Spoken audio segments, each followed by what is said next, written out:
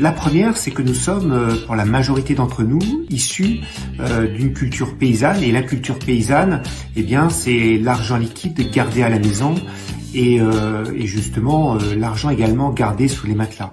Pourquoi? Par peur de se le faire voler et de susciter la jalousie.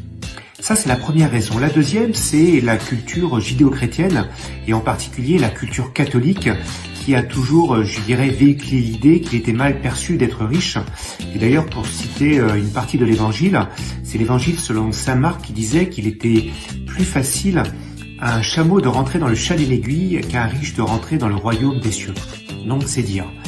Et la troisième raison, c'est que la Révolution française est passée par là et que à l'époque de la Révolution française, vous savez certainement que la noblesse et le clergé ne payaient pas d'impôts, alors que les plus pauvres, qui étaient représentés par le tiers-état, eux croulaient sous les dettes. Et d'ailleurs, le philosophe Rousseau disait qu'une communauté politique ne peut pas vivre sans une inégalité de richesse trop forte. Donc c'est dire à quel point l'argent était un sujet, je dirais, problématique.